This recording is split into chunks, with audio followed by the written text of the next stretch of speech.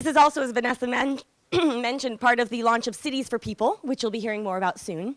One of our goals is to figure out how we can help Canadian cities become more shareable cities, and what it would mean for Canada to become a global leader in this space. What we're going to do tonight is I'm going to show you how the collaborative economy, or the sharing economy, and we'll talk about both, has the power to transform communities, build a more sustainable future. Yes. Oh, that sounds much better. Okay, and I'm not shouting as well. And improve social outcomes. We're going to do this by looking at how some of these new collaborative business models and platforms are reimagining marketplaces, lifestyles, and cities. I'm going to share with you examples and stories from around the world of how this is happening and how Canada fits in. On the market end of things, we're going to look at how this is disrupting a lot of marketplaces, but also the new business opportunities this opens up. On the city side, we're going to look at the key role that the collaborative economy plays to boost resilience, and the roles, the absolutely essential roles for local government. Now, I've only been able to pick a few examples out of literally thousands that I could have tonight. Some of them will be likely familiar to many of you in this room. That is intentional, because one of the things I want to do is show you how what used to be niche behavior has now gone mainstream. Of course, I do hope that I share a lot with you tonight that you've never heard of before. In addition, we want to look at, speaking of social innovation generation, looking at how the collaborative economy is a form of social innovation with social means and social ends that has the power to rethink how we look at all resources which go into a system and, in a way, at the end of the day, transform society. My hope is that at the end of tonight, you'll see how broad and diverse the collaborative economy is, how easy it is to get involved and benefit from it, and that what's happening here in Vancouver and across Canada is part of a much larger global phenomenon. Now, before we dive into what the collaborative economy looks like today, let's do a little bit of history to figure out how we ended up here. As we all know, there's nothing new about sharing. It's the oldest behavior known to mankind. But for contemporary purposes, what is new is the advent of technologies that enable us to to find one another, to connect with one another, and to share more things in more ways. And for practical purposes, we can trace a lot of this back to the establishment of the internet, which for the first time enabled us to connect in ways that were literally impossible before. So for tonight's purposes, let's start about 19 years ago. Let's go back to 1995, when an entrepreneur named Pierre Omidyar conducted a little social experiment in his quest to form the perfect marketplace. Over the course of a weekend, Pierre built a very simple website on which you could buy and sell things. The first thing he put on this website is this broken laser pointer for $14.83. You can imagine how surprised he was when shortly thereafter he received a bid for $14.83. And he emailed the potential purchaser and said, "You realize this is broken?" And the purchaser emailed back and said, "Yes, you realize I am a collector of broken laser pointers." Now, those of you who have heard the name Pierre Omidyar may know this company is eBay. 130 million people around the world bought and sold goods on eBay last year. At any given point in time, 500 million items are for sale, many of which are secondary goods, and that's important because it relates to sustainability. But think about how this created a market that did not exist before. Now, what Pierre really tapped into is the ability for these new technologies to match needs and haves in new ways, and to create marketplaces with inventory that could scale. In addition, we're looking at how technologies can help begin to form trust between not only neighbors, but strangers. This is a real key core driver behind the collaborative economy. I think of this as version 1.0. Also around the very same time, entrepreneurs here in Canada, in Montreal, were building this on this idea of matching needs and haves, and in this case thought, why is it? What would happen if instead of owning vehicles, we could tap into a shared fleet? They went on to found Comunauto, which is the first large-scale car-sharing platform in all of North America. What I want to point out here is how incredibly early this was. Extremely early and extremely progressive, so to speak. Now, this shows you how Canada was, again, already ahead of the curve. Fast forward 5 years, and a woman named Robin Chase follows in Comunauto's path. She starts wondering what would happen if we could tap into a fleet of shared vehicles rather than having the burdens of outright ownership. Robin had looked into what we call the cost-usage equation of cars, and as many of you probably know, it's pretty bad. On average, a car sits idle 23 hours a day, that's 95% of the time, and costs more than $700 a month to maintain. Pause and think about this. This is a behavior that most people have come to believe it's normal, that we just accept that that's kind of what we do with cars. It's incredibly wasteful. It's a huge waste of money, and it's also, obviously, a waste of natural resources. So Robin went on to found the company, which many of us probably know is Zipcar. Zipcar today is the world's largest car-sharing platform. They're across North America as well as in Europe. They have about 1 million members, but it's estimated that by 2020, more than 30 million people will be members of car-sharing networks like it. So what Robin was really looking at is not just how do we match needs and haves, but a broader trend towards being able to access goods and services rather than paying outright to own everything, what we could term very heavy overhead. This too is a second core key seed behind the collaborative economy. Now fast forward a few more years, 2008, 2009, what happens? Yes, we see an explosion, continued growth in the internet, and growth in a lot of other kinds of social media that allow us to connect things. In addition, as we all know, in 2008, we saw a global economic crisis.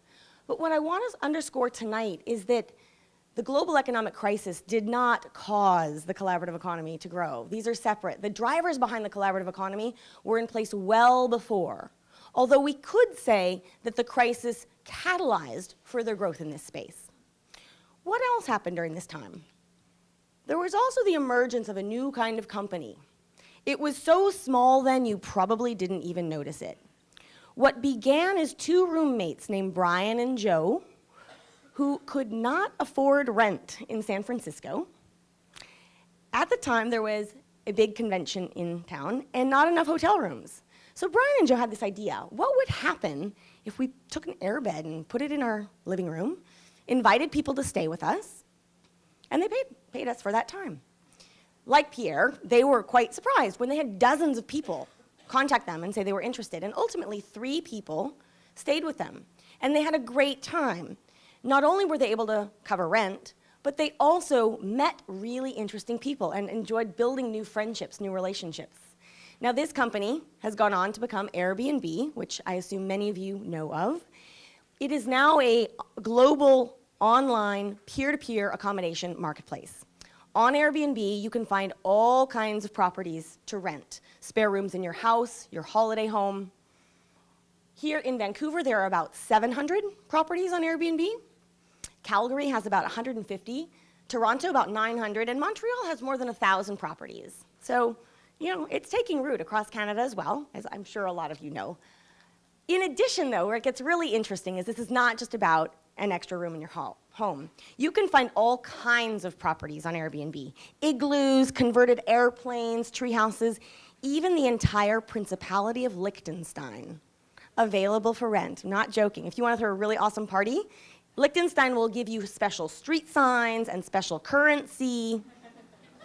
I'm not joking. This has 2 main effects. First, all of a sudden we're creating markets for things that didn't have markets before. Again, we're giving these properties global reach, a global audience. Before, you could put a sign in front of your igloo and say, igloo for rent, but someone halfway around the world certainly couldn't find it and come stay with you easily. Now they can. Secondly, the people that have these assets can generate income from them. So, for example, this treehouse, which is usually booked up more than 6 months in advance, the income generated from the treehouse is often sufficient to pay the mortgage for the main house out front, because this isn't somebody's backyard. Think about the power of this to transform marketplaces. but also lifestyles and also what this means for cities. So where does this bring us today, 2014? And what does this mean for the future? Again, a few observations. First, as I mentioned, we are seeing an absolute explosion of technologies that continue to enable us to connect more people and more things in more ways, more assets. But assets aren't just your car and your house. We can look at all kinds of space, all kinds of stuff, which could include both cars and bikes, but also lawnmowers and tools, and we'll talk again more about all various kinds of stuff in a moment, and also sharing of skills, sharing of human talent. In particular, though, we're interested in those technologies which enable people to connect and have assets to share that have what we call idling capacity. This is the untapped value. This is the 23 hours a day in the car. When we think about putting an asset with idling capacity into shared use, in effect, what we're doing is unlocking the wealth, tapping into value that's been in that asset all along, but it was invisible to us before. And what's beautiful, it's not asking us to buy anything else, it's not asking us to do anything else. We're using these resources more efficiently, and we're connecting with others. Idling capacity is a really powerful concept to get your head around. What I love, too, is that it exists everywhere. This is in your house. You can think about your car, or your second car, your lawnmower, snowblower, your clothing, or your kids' clothes, or the list goes on. It's estimated that the average Canadian family has $4,000 of stuff that is at all times just sitting idle. That may or may not be a lot of money to you, but think about how that plays out at the national population level. It's huge. It also exists in businesses' supply chains, and it also exists in all of the assets owned by a city. So spaces, buildings, fleets of cars that a city owns.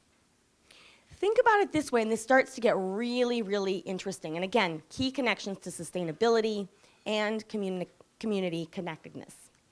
It's not just about technology innovation, though. That is only one of a much broader set of drivers that are transforming and propelling the collaborative economy forward.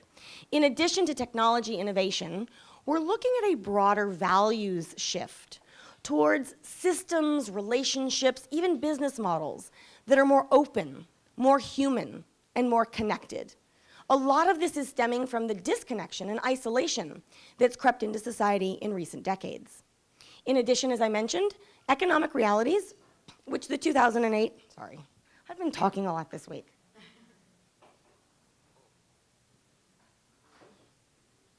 Economic realities, which the 2008 global crisis brought home, but again, not just that.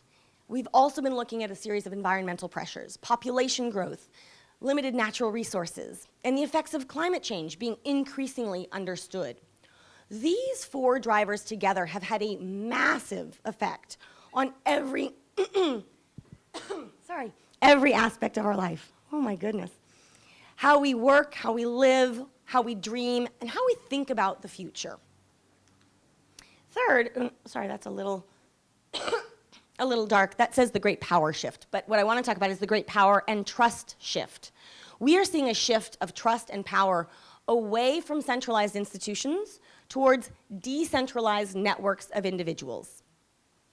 Big companies and big governments are amongst the least trusted institutions in the world today.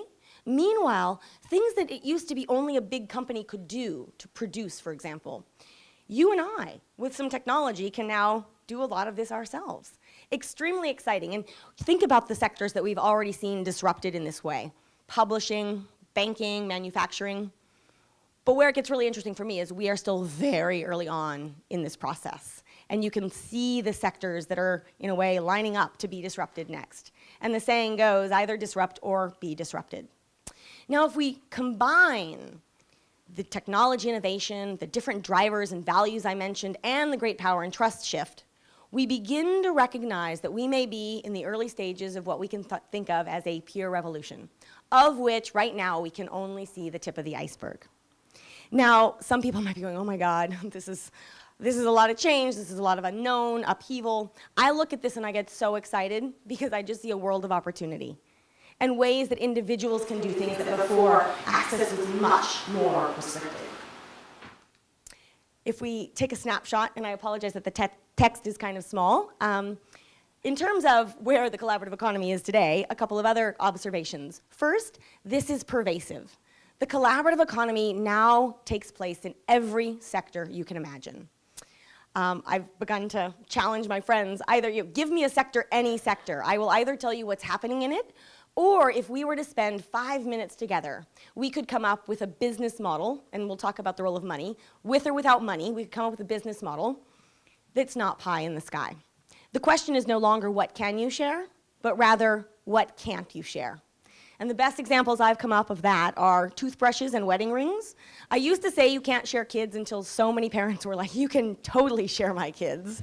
So in any case, this is happening just across the board. Secondly, this is global. This is taking place in cities of all sizes around the world. And that's one of the things I enjoy most about what I do. We've worked on every continent except for Antarctica. And this is taking place in the most unexpected places, as well as more and more in cities and major markets. It's attracting the attention of media. These are magazine covers from the last year. And the guy on the left is Brian from Airbnb. It's also attracting the attention of investors. It's estimated that at the end of 2013, more than $2 billion have been invested in collaborative economy companies. And it's also reaching places like Davos, the World Economic Forum, which you may like or may not like, but it's reaching that level. This is extremely exciting. I will say the World Economic Forum doesn't quite know what to do with this because it challenges so many traditional models, which is another thing that I just love. This is what's happening here in Canada. So this is just a sampling of publications and things happening in the last few months here. Nora Young hosted a CBC Spark program. There is the excellent Sharing Project here in Vancouver, which we're going to talk more about later. Big hats off there. A writer in Toronto, collaborative economy will tower above all trends. And Toronto and other cities as well. But Toronto in particular has a thriving swap and barter community. Again, I could have picked lots of other examples. This is just a sampling of what's happening here in Canada. And what does this mean, though, for the companies themselves? So this is a map of Airbnb. This is metropolitan Paris in 2008, shortly after it launched. The pink dots, if you can see, I apologize that the slides are a bit dark. The pink dots are where there are Airbnb properties. Now fast forward not even 5 years, and what do you get? There is literally at least one Airbnb property on every block in the entire metropolitan area. Airbnb globally has more than 500,000 properties in more than 34,000 cities in 192 countries around the world. Keep in mind, Airbnb doesn't own a single bit of this inventory. This is all about individuals like you and me being able to do more things in more ways. Not surprisingly, I am a traveler, avid traveler on Airbnb, and also a host. I've used Airbnb from San Francisco, California, to London, to Italy, to Rwanda. So I went to Rwanda last year, stayed on Airbnb. What I love, the Airbnb team did not know they had places in Rwanda until I told them. But think about that. And I was able to help local Rwandan entrepreneurs generate income while I was there. Meanwhile, while I'm in Rwanda, I can post my house in San Francisco on Airbnb and enable someone else to enjoy their holiday and earn some income as well. Think about this in the context, again, of marketplaces, lifestyles, and cities, and how powerfully transformative it is.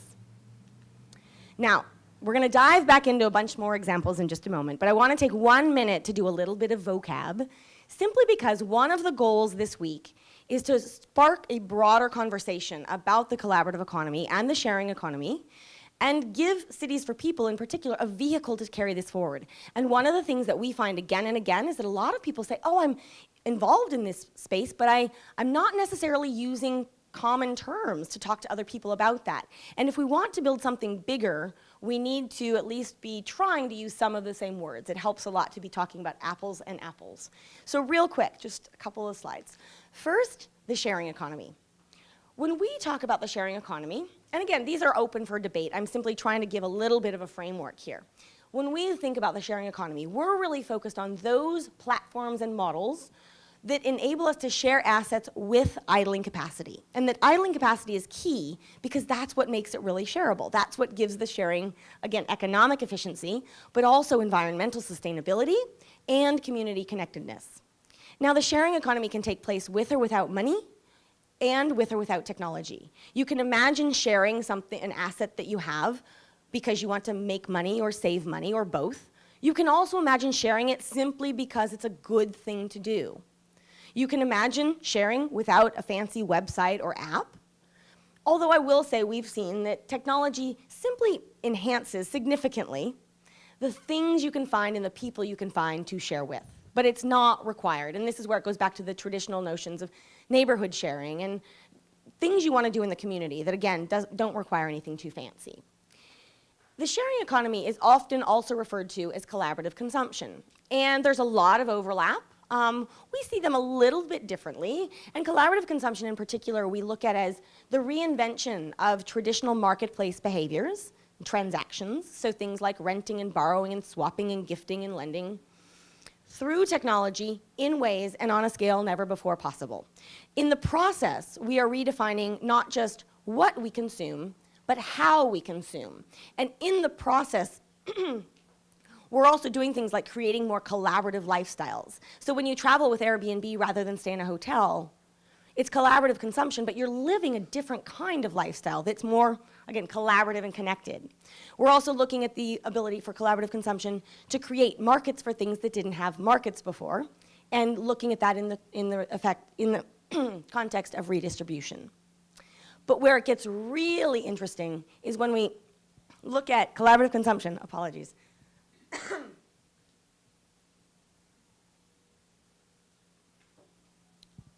Perfect. When we look at collaborative consumption as part of a much larger pie called the collaborative economy. So collaborative consumption is just one piece. Zoom out and look at the collaborative economy as encompassing not just collaborative forms of consumption, but also collaborative production, so things like the maker movement, collaborative finance, things like crowdfunding, and collaborative learning and education, so things like online skill sharing platforms. All of these things together are affecting literally every part of our economy today, and really have a lovely connection back to the new economy, so to speak. And I like to say that I'm pretty sure everyone here tonight has been affected by the collaborative economy already in some way, even though you might not have been calling it that. Hopefully, moving forward, we can start, again, using some of this shared vocabulary so that we can spark a much bigger, deeper, more robust conversation. Now, with that vocab lesson over, let's dive back into some examples. So, another great example of idling capacity is the fact that 80% of all rides taken are solo rides. That's crazy. That's just like, wow. We've come to believe that that behavior is normal. Enter Lyft. Lyft is a real-time ride-sharing community. Lyft enables, in effect, each one of us to be kind of like a taxi driver. If we have our own car, and we'd like to set our own hours, and we'd like to transit our friends and other people in the community around, that's kind of what Lyft provides. Lyft is a platform. It is an app. So when I need to go somewhere, I log on to the Lyft app. I say, pick me up. The Lyft driver sees me, agrees to come pick me up, and I can see where he is and when he's going to arrive, and that makes me really happy. Then he picks me up, drops me off. I pay him or her through the app. We peer review each other about the experience, and we're done. Simple as that. In the process, Lyft reduces the cost of transportation, reduces CO2 emissions, and reduces congestion in cities. This transforms the marketplace. It has never been easier to get from point A to point B. It's probably worth noting for those entrepreneurs in the audience as well, Lyft is one of the fastest growing companies in this space today. They currently exist in 19 cities across the US, but as I joke, they're launching in so many cities each week that it may well be up to 20 or 21 by now. And I wouldn't be surprised to see something like it arrive here. And I would say there's Pogo Ride, so it's a variation on this model. If you want to learn more about what's happening locally, talk to Ryder afterwards. But Lyft isn't just about economics and the environment. It's also about fun and a sense of community. For fun, we need look no further, and the colors are, it's not my deck. The colors up here are a little bit muted. It's a neon pink mustache on that car. It's called a car stash. This shows you, identifies that you are in a Lyft vehicle. So for those people who are thinking, are you kidding me? Are you going to get in a car with a stranger through an app? You're nuts. You know exactly what you're doing, and you know everyone in town knows when you're in a Lyft vehicle. And if you're also concerned about safety, on all counts, what is required to become a Lyft driver, that bar is higher on every metric than for taxi drivers. In addition, when you greet your Lyft driver, the typical way you do so is with a fist bump. So if you can see down there, this guy is fist bumping his driver. Fun, simply fun, that's it. In addition though, we're looking at building community. And this isn't something that Lyft is itself doing, this is something that the community, the people using Lyft are doing. So on one hand, we have a community of passengers who now can travel more affordably and have more fun while doing so. But in particular, what's interesting is the community of drivers that's evolving. So on one hand, many Lyft drivers have other passions, other careers they're pursuing, maybe music or acting or becoming a chef. Because they set their own hours, they can use Lyft income to help pursue these other passions and also have a flexible work schedule.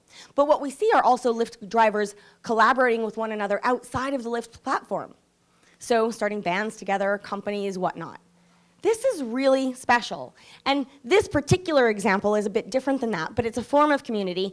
I apologize, the text is a little bit small, but in effect, a lot of drivers enjoy kind of duding up their cars and making the experience, again, fun for passengers. So this guy on the left, he bakes cookies, different kind of cookie each day of the week for his passengers. Another one has karaoke in their car. And another one, on the bottom right, has a library. So when you're taking a trip together, you're writing short stories and haikus and poetry, and then when you're done, you leave it in our little car library. That's just fun, and but really building a sense of solidarity, a sense of community, and so forth. And this is where I like to pull out that sense of social innovation. Think about how we're really rethinking every means, every input that's going into transportation. It truly has the power to transform the entire system and the entire way we think about getting around in cities. Now, despite all of the benefits and the exciting, fun stuff around Lyft, it has faced more than its fair share of challenges, in particular, regulatory challenges. So last year, it seemed like every other week, Lyft was being dealt a fine or a ban or a cease and desist letter. Even in those cities where it had been invited to operate, it was then getting slapped with some kind of, no, we don't really like this. We don't know what to do. Not only from the incumbent taxi lobby, which needless to say is not too pleased, but as I like to say, if you show me a city where taxis work and I'll move there. But if there's any industry that's ripe for some kind of disruption, taxis are one of them. The reason why is largely because Lyft operates in many cities in what you can think of as a regulatory gray area. It's not a taxi, so taxi regulations don't apply. But there isn't any other regulation that really fits. And I think we would all acknowledge that this isn't the kind of activity that you just leave unregulated. There are issues of public safety and security and so forth. However, not to be too depressed about this. After all of this back and forth and challenges, last September, the California Public Utilities Commission, which is the main transportation regulator for the state of California, which I get it's California, but a lot of these companies do get started there, so the CPUC is actually a really important body to watch. After serving, again, bans and whatnot, the same organization unanimously voted to establish a brand new kind of company called a Transportation Network Corporation, a TNC, which gives Lyft and other ride-sharing platforms like it express authority to operate. They are regulated, but they are regulated for what they are, not trying to fit a square peg into a round hole. So when I look at this, this is the kind of thing that a lot of other cities are now looking at, which will enable Lyft to go mainstream. And I wouldn't be surprised, again, to see it arrive here somewhere in Canada, something like it, or more Pogo Ride expansion, very, very soon. Now, let's look at another example from here, and I know lots of people. Who's involved with the Vancouver Tool Library here tonight? Lots. The founder, right here. Anyone else? Members? Just curious. Awesome. Okay. I couldn't help, of course, but a slide about tool libraries. And there are tool libraries around the world. The Vancouver Tool Library is one of my favorite examples. It's local here, but it has global relevance. So another great example of idling capacity, power drills. Several of you have probably heard. On average, a power drill costs $100, and it is used 14 minutes in its entire life. Now, what's more is you don't actually need the drill, you need the hole, right? So it's an expensive hole, and it's a really wasteful hole. The tool library takes care of this and a whole lot more. And the Vancouver Tool Library, there are different models behind this, but here it's a cooperative. So you pay a one-time fee to become a member of the cooperative, and then you pay an annual membership fee that allows you to access tools, all kinds of tools, not just power drills, things for gardening, for home repair, bicycle maintenance, you name it. So pause for just a minute and think about this. Like, why wouldn't you do this? For less than the cost of a power drill, you can access the power drill and a whole lot more. This is also something that's really easy for a city to support and sponsor. This is also something that's really easy to do without a lot of money and without a lot of technology. So you can imagine this where you are paying a membership fee and you've got access to hundreds and hundreds of tools. You could also imagine doing this in your neighborhood where everyone's just pooling together their tools and no one's paying anything. But it's simple, and you're also getting to know your neighbors.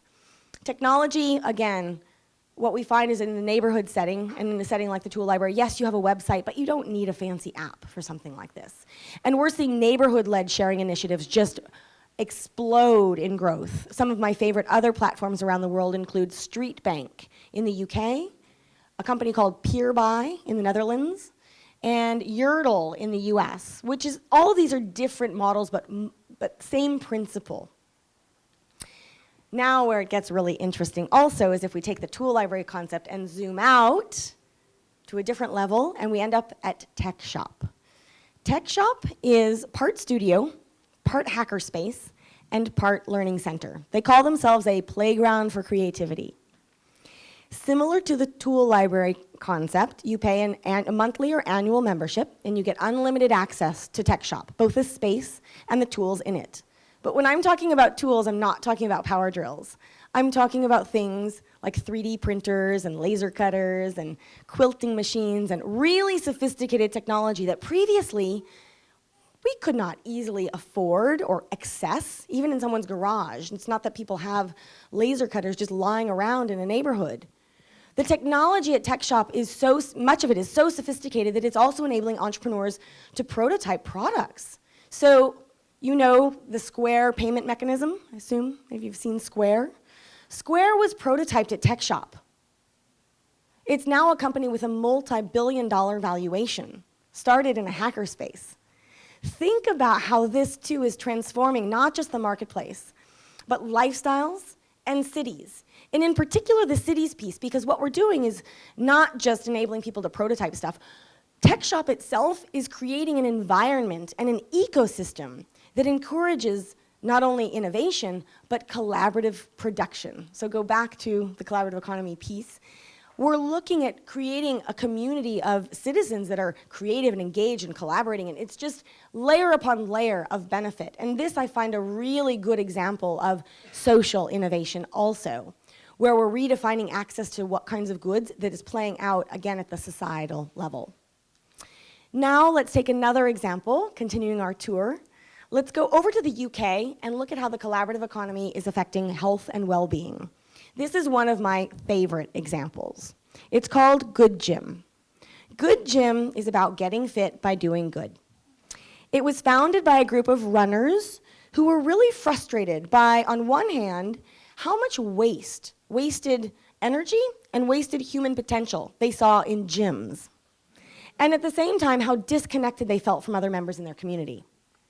So they established this website, platform, called Good Gym, and they do a few different things. I'll just share a couple examples. One, Good Gym runners go on what they call missions. So in particular, they're trying to partner with people who are homebound, isolated, disconnected, somehow unable to connect with community. So one of those people will put in a mission. For example, I need a light bulb replaced, or I need somebody to deliver my prescription. They do not have the ability to go and do that. So a good gym runner says, I'll take up that mission. They run to their house, they replace the light bulb, and they run home. That's all it is. That costs nothing, but think about what we just did. We matched a need and a have, we met a fellow member of our community, and we stayed fit.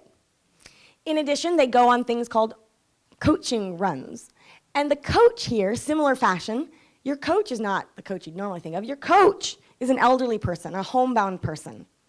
You agree with your coach that on a week, once a week, or whatever you decide, once a week you're going to run to their house. You're going to bring a newspaper, share a cup of coffee, have a chat, that's all, and then you'll run home. In the process, though, you may be the only person this person sees all week. You have brought a ray of sunshine into their life. You have connected them to what's going on outside their own situation. Think about the needs and haves that we're matching. Tremendously powerful. And again, no money exchanged hands. It didn't take any technology that we don't have. It didn't take any kind of insight. Very simple. But it did require a website, again, some simple technology to connect like this. This is huge, in my opinion. I love this example, and I wish that cities and governments around the world would support it. And speaking of which, when we look at this from a city perspective, what was very interesting is that as Good Gym grew, the NHS, the National Health Services in the UK, had two really big realizations. One, the magnitude of how many people are living isolated and disconnected and homebound in the UK. And two, how so many of the dollars or the pounds they were spending on healthcare were actually really inefficient. So what's happened is NHS and multiple local councils and boroughs in the UK have partnered with Good Gym to help them rethink their healthcare delivery and social care needs. This, again, is one of the best, I think, examples of social innovation, where we're transforming not just people staying healthy, but we're re-establishing and expanding connections, connectivity, meaning, depth, friendships, you name it. That's Good Gym. The final example that I'm going to talk about tonight is at the intersection of the future of work, skill sharing, and a new form of what we can think of as micro-entrepreneurship. This is Leah and her dog, Kobe. Leah founded a company called TaskRabbit, which some of you might have heard of, and Kobe is responsible for the company's founding. The story goes something like this. It is a cold winter night in Boston, and Leah and her husband are about to go out on a date night when they discover that Kobe has no food. And we all know where this is heading. And there goes the date night. They're going to be late, et cetera, et cetera. In that moment, Leah thought to herself, God, wouldn't it be great if I could log on to a website, ask somebody to go pick up dog food, come over, feed Kobe, give him a scratch behind the ears. I will gladly pay you for your services, and we go enjoy our date night. Simple as that. In that moment, we have TaskRabbit. Think of TaskRabbit as an eBay for errands. On the platform, you can post all kinds of things that you'd like to have done. And I don't really like the term task. It makes it sound menial. What we're looking at on TaskRabbit are all kinds of services, not just things like delivery of dog food, but also handymen, computer repair, research, or also things like I like writing a love letter, helping somebody write a love letter. And I was reminded that actually the movie Her, which I haven't seen yet, apparently the guy writes love letters, so I don't know if that was inspired by TaskRabbit, perhaps. But in any case, how the platform works is when you have a task that you'd like to have done, you post it on the site, and TaskRabbits, which is the name for the community members that go and do these things, and that was a name that evolved from the community itself, which I find interesting. They agree to do it, they perform the task, you pay them through the app. Again, you peer review each other about the experience, and you're done. That's it. Another thing that is really compelling about this model, these are all TaskRabbits. 70% of TaskRabbits are unemployed or underemployed when they find the platform. Each one of these people is the type of new micro-entrepreneur, if you will. And over time, we're finding that TaskRabbits themselves are forming a kind of community. It's really interesting to see who these TaskRabbits are. The majority are people who have skills, want to be productive in society, but need, for some reason, flexible work arrangements, or have traditionally been isolated and disconnected from the workforce. So, for instance, mothers with young children, or retirees. They don't want a Monday to Friday, 9 to 5, or whatever hours you work, job, but they do want to generate income and have a livelihood. TaskRabbit enables them to do just that. Use their skills, generate some income, and connect with one another in their community. And that is the TaskRabbit mission. Help others get things done and help one another in your community. Now, to be sure, I am not claiming, and I do not think that TaskRabbit is the solution to the global jobs crisis. That's for another presentation where I don't actually think it's about jobs anymore. It's about livelihoods, and it's the fact that by 2020, 40% of the US workforce will be what we call freelancers, 40%. That's technically what you can think of as TaskRabbits. This is not about a jobs crisis, and this is not a silver bullet, but what it is again, a new kind of marketplace. We are enabling livelihood income generation in ways that simply didn't exist before. And that's a really important thing, again, to think about in the context of the collaborative economy.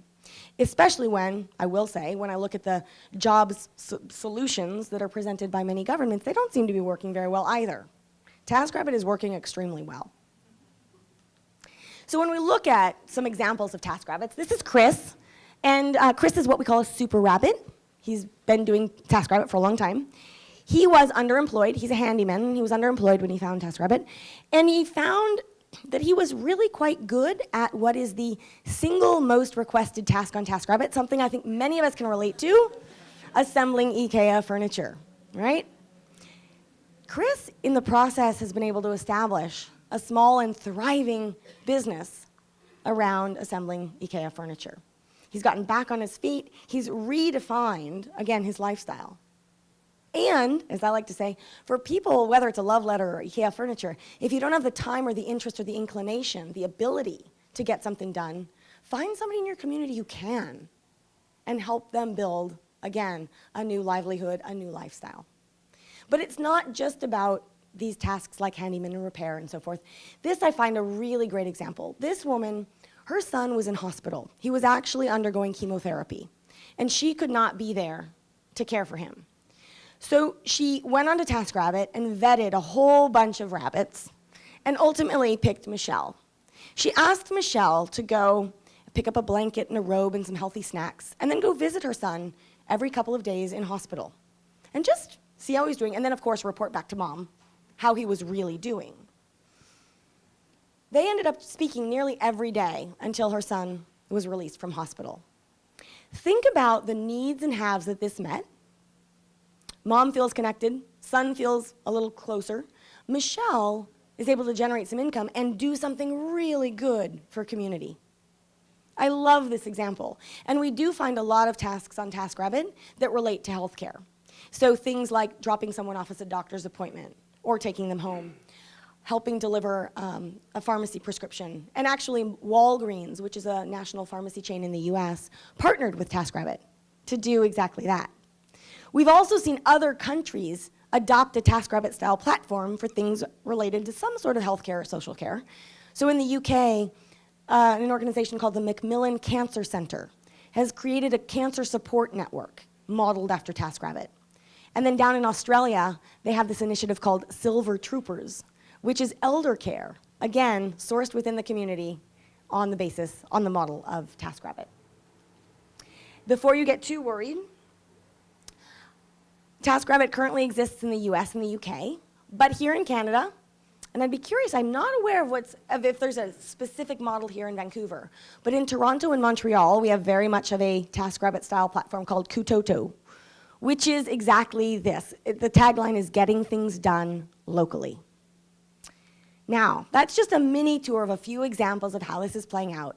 What I want to focus on at this point, and what I think is probably the single most exciting and amazing thing about the collaborative economy, is that this is one concept, the collaborative economy, but it has so many different dimensions and so many different manifestations, as we've seen tonight. You can do this with or without money, with or without technology. You can do this with your neighbor or with someone halfway around the world. You can do this because you want to make money or save money or both, so it hits your individual pocketbook. Or you can do it because you want to support local economic investment in your community. You can do it because you want to do something good for the planet, or because you want to meet other people. I, quite candidly, don't care why you want to do this. All of those reasons are equally valid. The point that I want to underscore is that this is all connected. And because of this broad range of appeal, it also means that a lot of people, I would suspect, not just everyone here, but everyone who's not here tonight, who might never have heard this term before, will find the collaborative economy attractive in some way. And let's think about it moving forward, how we start connecting those dots and recognizing that if you want to do it because of the environmental benefits and I want to do it because I need a little bit of extra money, that's fine. We're still linked. And traveling on Airbnb and taking on a TaskRabbit and using Lyft, those are all connected. And when you think about stringing together various of these platforms, you do start to reimagine what a lifestyle could look like. And you start to recognize, too, just an added plug, that all of a sudden, the amount of money you need to live a really rich, thriving lifestyle decreases dramatically. That's a separate conversation, separate presentation, but think about how this plays out. I sort of term it like the concentric circles or the ripple effects of how this all works. So let's finally take a look at what this means specifically in the context of cities and this concept of a shareable city. Thus far tonight, and in general, most of the activity in the sharing economy or the collaborative economy has been in the private sector. Companies and entrepreneurs. Cities have gotten involved a little bit on policy matters, which we'll talk more about in a second, but by and large, they have been absent from the conversation. They are a missing voice at the table. And for me, that's really unfortunate because they're a really important voice to have, but also because they are probably the single largest beneficiary of what's going on here. Think about the challenges that city leaders face, the pressures of urbanization and shrinking budgets and climate change and more people moving in. What do you do? A lot of times we look at cities and hear city leaders talk about things in terms of scarcity, scarce resources. I would argue that through the lens of the collaborative economy, we're looking at cities of abundance. And I like to think about putting on goggles, sort of like collaborative economy goggles, that give you X-ray vision to see the idling capacity in assets throughout a city. Imagine walking down the street and being able to, like infrared, see the space that's sitting idle, see the cars that are sitting idle, and put those assets into shared use at the macro level. You start to reimagine the city itself. So on one hand, we can think about how the city could apply these principles to its own activities and become a sort of sharing platform more than it is today. Libraries are a great example of this. But I think libraries are one of the greatest institutions, and I think we're going to see a resurgence in libraries, but not just for books, for sharing and accessing a whole lot of other things that benefit the community. In addition, though, local governments play a key role in establishing the regulatory and policy environment to enable collaborative economy companies and others who are involved in these activities to thrive. And of course, looking at this again from a social innovation perspective, cities play a key role in educating, advocating, and promoting this kind of activity as a mechanism for social transformation. So let's take a couple minutes and talk about what some cities around the world are doing to become more shareable. In the United States, last summer, the mayors of 15 US cities, including San Francisco, New York, Boston, Philadelphia, Chicago, Los Angeles, key players, big cities, but also mid-sized cities like Louisville, Kentucky, and Des Moines, Iowa, signed the Shareable Cities Resolution, declaring their support for the sharing economy. Those efforts are now going global, and I have my quest to sign up a Canadian city this week. It might not happen this week, but the offer is open. I can certainly help you with that. If we travel down south to Brazil, there we find that the governments of Rio and Sao Paulo have partnered with Airbnb in advance of the World Cup and the Olympics. This is going to ensure that more people can travel in more ways and that it won't all be new hotel builds, but also that the money spent on these events will benefit a broader cross-section of the community and it will stay locally invested. This is really, really important. And for those of you who have been to Brazil, if you've heard of favelas, for instance, the urban slums, so to speak, which are thriving economies, all kinds of favelas, for instance, on Airbnb, where visitors will be able to have arguably a much more local and authentic experience. If we go over to Sydney, Australia, we see that the government there simply wanted to educate its residents about the collaborative economy. So they wrote what is called the Share Sydney Guide. All it is a booklet that tells you what is this concept, how do you get involved, and what platforms, what companies exist in the city. And then if we travel north from Sydney up to Seoul, South Korea, we find what is quite probably the world's most shareable city, thanks to a truly visionary mayor. He is using the collaborative economy as one of the core pillars for his entire urban planning strategy. He's passed legislation, they've committed investment funds, they're incubating companies, and as he likes to say, he sees the city as a sharing laboratory. And I have the honor of serving on the Global Advisory Board for Seoul Sharing City. And let me tell you, I think that Seoul in many ways will be a global leader in the years to come.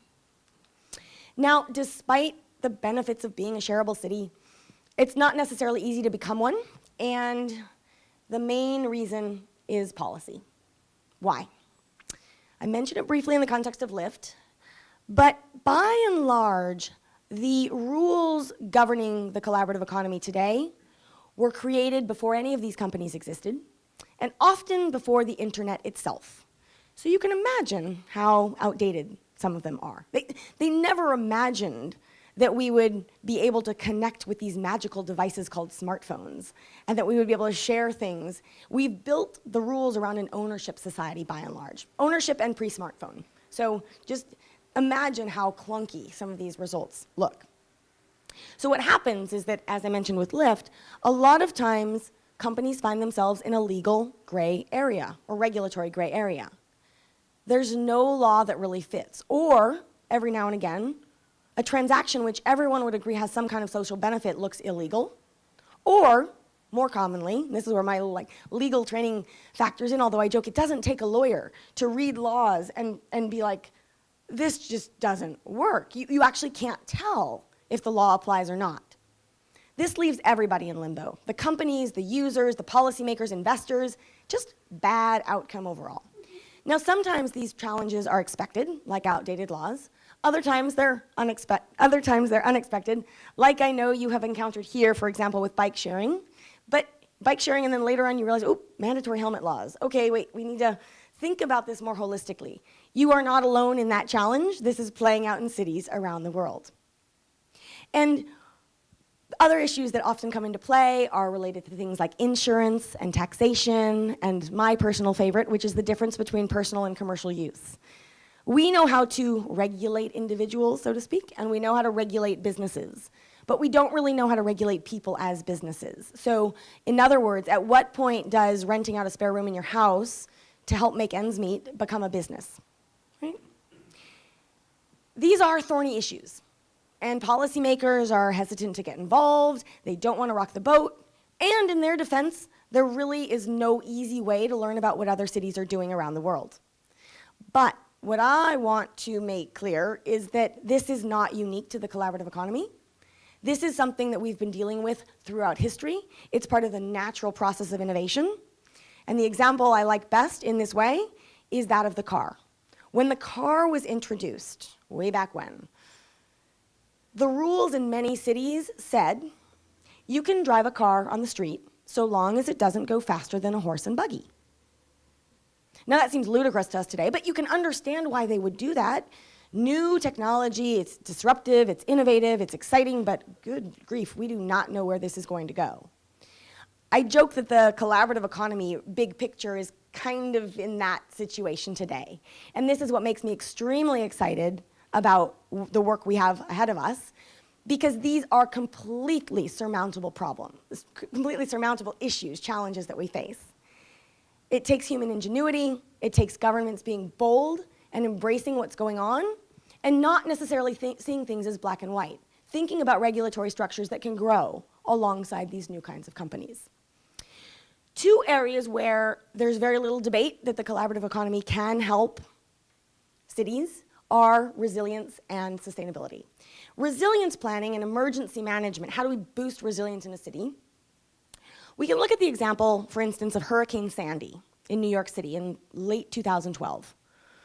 After Hurricane Sandy, thousands of Airbnb hosts contacted the company and said, I would like to provide accommodation for free to people affected by the hurricane through this platform.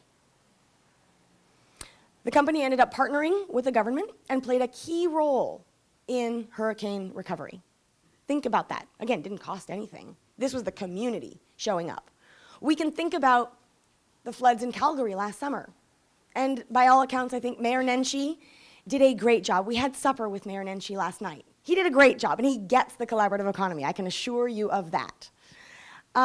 But think about what we might do moving forward, how the collaborative economy could further improve those efforts, could put booster rockets on what's going on. One final example, and a good example of how this is playing out, let's go to San Francisco and look at a company, a consortium called BayShare. BayShare is an organization that has partnered with the local government, and its mission is to help increase resilience of the city, specifically around emergencies. So they've partnered with the Department of Emergency Management, and they have a seat on the city's disaster council. BayShare itself is a consortium of companies, each of which agree in advance to share some part of their platform, their community, the assets they have access to in the event of an emergency. And they agree to do this in advance because, as we all know, the best time to plan for an emergency is when there isn't one. This very hard to debate that something like this is good for cities and doesn't run too amok of policies. And also that policies don't really look the same in times of emergency. And last, wow, this slide went really tiny and colors are funny. But bear with me, and I'm happy to share this with you afterwards. I joke that I could actually have given the whole presentation just on this slide. What I'm trying to do here, because I know that Vancouver in particular is such a hotbed of sustainability and sustainable consumption, and the work that Vanessa's doing and so many of you in this room are doing, is around sustainable consumption and production and rethinking that. What we did was basically match up the drivers of the collaborative economy with the drivers of sustainability and just see where do we net out, where is there overlap. And what's, well, not that incredible, but what I love, the overlap is extraordinary. If you care about sustainability, you absolutely care and want to support the collaborative economy. I will not bore you by going through all of this. I know we have wine to drink and whatnot. But just one example. In the collaborative economy, one of the key drivers is access over ownership. In sustainability, we talk a lot about zero waste or circular economy principles, cradle to cradle. If you collide those two things, what do you get? You get more efficient value chains, literally at every point in the value chain. You get new business models, and you get more resilient systems. It's a pretty simple example, but you get the point, and we can go through again line by line and looking not just at environmental sustainability, but also economic sustainability and the sustainability or resilience of communities. Now, finally coming to Canada, shareable Canada, what do we see here? Well, we're not aware of any Canadian city that has declared itself to be a shareable city, though again, I'd love to change that this week or soon. But we do see a lot of ad hoc programs and initiatives happening across the country. So as I mentioned, huge shout out, and we've mentioned it in every city this week, to the Sharing Project, which is not just Chris here, but it also has the support of Van City and the City of Vancouver. Extremely exciting what you guys are doing, and I actually would love to talk to you about how we get what you're doing here into other cities, not only in North America, but around the world. We see lots of green city, greenest cities initiatives here in Vancouver, but also in Toronto and in Montreal, really rethinking green space and urban space. Spaces owned by the public that can be used more efficiently, again, with economic, environmental, and social benefit. And I was excited to find that in the research for this, that many Canadian embassies around the world actually share space with UK embassies. Now, I don't know if they're doing that to save money, or because they want to have lower carbon footprints, or because they want to meet their fellow English colleagues. Again, though, I don't care why they're doing it. The fact is they're doing it, and it's a good thing. They are saving money. They are doing something good for the environment, and they are meeting more people. Simple as that. What I want to challenge all of you tonight to do is to think about, what do you want to see, and what can you do to help make this happen? This is really the mission and the message that Cities for People will be able to carry forward.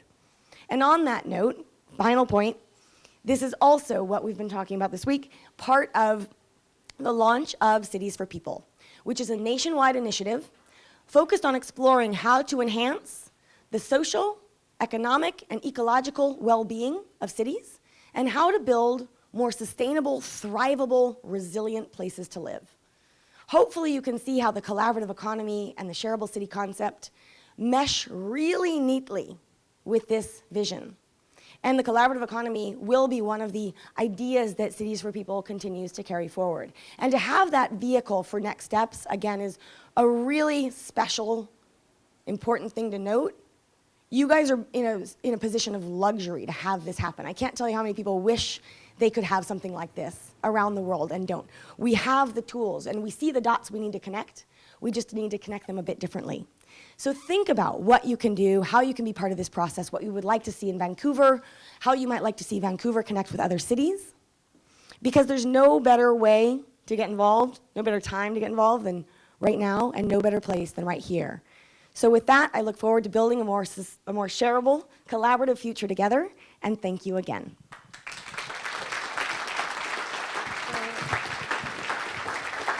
There you go. Thank you so much. Thank you, April. That's wonderful and so exciting to hear all the different examples you bring. And we're going to now go into a dialogue period.